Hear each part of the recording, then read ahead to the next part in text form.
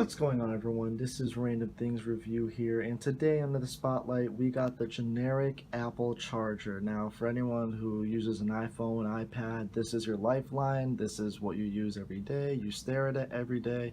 So I'm really excited to delve into this thing and see really what it's all about. So from the start, you see that it has a generic white finish here. That's kind of Apple's signature. See if my camera can zoom here. It's kind of Apple's signature here. It's really important that they keep that color. I mean, they have that with their chargers, with their packaging, with really anything Apple, even with their Macs, the way the logo pops up. That's really important that Apple keeps that. So really like the coloring and the finish on it. You know, they can do that well. And going into the cable itself, you'll see how the cable actually stays a consistent length throughout. It doesn't get longer, it doesn't get narrower, it doesn't get stiffer or more loose. It kind of stays the same all the way throughout. There's a good follow through there.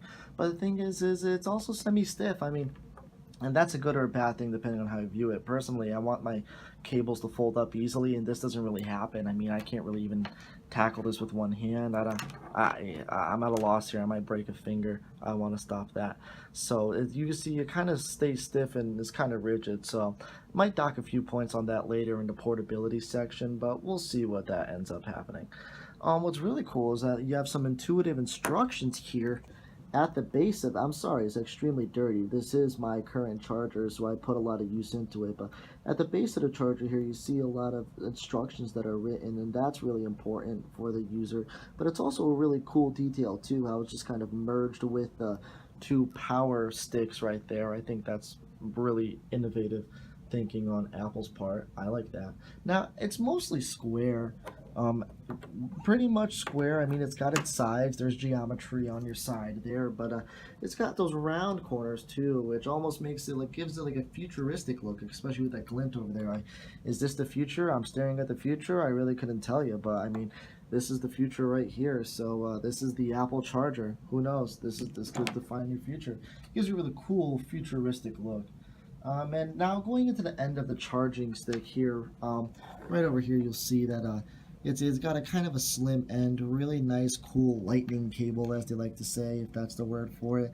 But you can see it's already developing a kink here, and no, that's not fungus or a deadly disease. That's just simply me leaving it in my backpack a lot. But it's developing definitely a little kink here, and that's been a complaint with a lot of the Apple chargers, is how they just kind of develop a kink and you can't really get them back, and a few months later this thing will be decapitated, even worse. So can't really like that. And just looking at the USB here, you got an indented USB logo, always makes that look cool. And the connectability of the block to the USB, you see I was able to do it with one hand there. Pretty good, easy follow up here. Here we've got a centered USB, but it's towards the upper end of the port here. It's not really exactly centered, so going for an upper echelon look kind of. But yeah, they combine and take apart really easy. So I think that's everything you need to know about the Apple Lightning charger. I'm excited to flex test and drop test this thing and get a review going. So thanks for watching so far.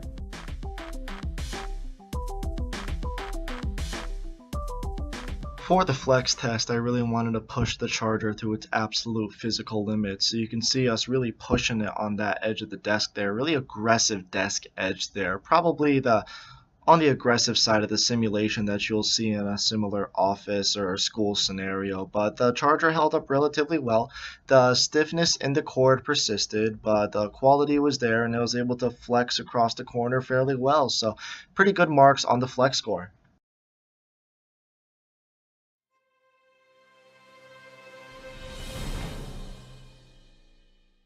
The drop test went just as expected if you knew anything about physics, which I didn't know anything about physics, so because of that it was a surprise for me, but it was still really cool. You can see the charger head just plummet down first as it takes all the gravity and takes the brunt of the impact too, with the cord swinging in the wind behind.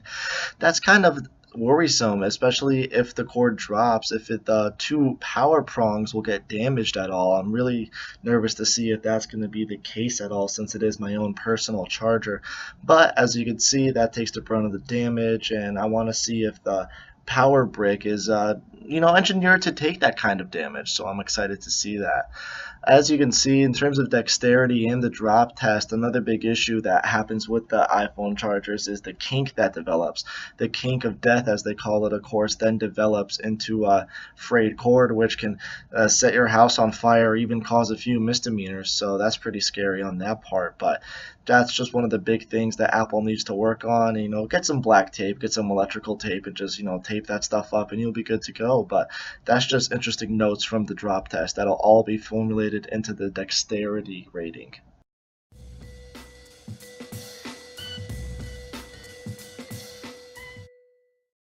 And now you'll see the final ratings for the Apple Lightning Charger. First off, presentation and class, 8.8 for me. It's got the nice white that Apple really likes to decorate its materials with, and on top of that, it's got the really cool cubish block charger, but it also has rounded edges, gives it a nice futuristic look. So that's where the 8.8 comes from for me. Weight and portability, 8.2. Not that it's heavy or anything, there's nothing really heavy about it, but just the fact that the cords really they're really stiff. They don't really bend easy. In a suitcase, a backpack, or even a briefcase if you're fancy. Frankly, they're really easily susceptible to get tangled up, so that's not really beneficial, and that can really hurt your day. Ease of charging, it's a 9.3 out of my book. Pretty easy to find the charging area on the Apple device and to find the charging port for the power brick itself. It's not hard to find either end and not hard to navigate any part of the charging brick. So, the ease and the convenience is a 9.3 for me. Self-defense capability, not really looked at, but that's a 6.3 for me. Frankly, it doesn't do too good of a job of being your self-defense weapon. Doesn't really bend enough to provide a good whip so you can whip people's hands away if there's aggressors attacking you. If the power brick isn't really big enough to stop a speeding bullet, if it's near your heart or anything, it's not really going to do too much. Just really not too much you can do with it in a self-defense capability. So that's why I kind of docked the points on it there. And then finally, dexterity, 6.5 from the drop test, and the kinks, as you saw, the kink of death, that's really what's going to get it with device that doesn't last that long, such as this charger. It's really going to hurt you in terms of dexterity, longevity, and quality. Once that kink develops, it can fray, and it's just not really a good time. So combining those all equally, the overall rating in my book is a 7.9 for the Apple Lightning Charger. Well, those are my thoughts on the Apple Lightning Charger. Please let me know what you think in the comments and what you'd like to see reviewed next. Please take the time to check my other videos, and I hope you have a great rest of your day. Thank you for watching.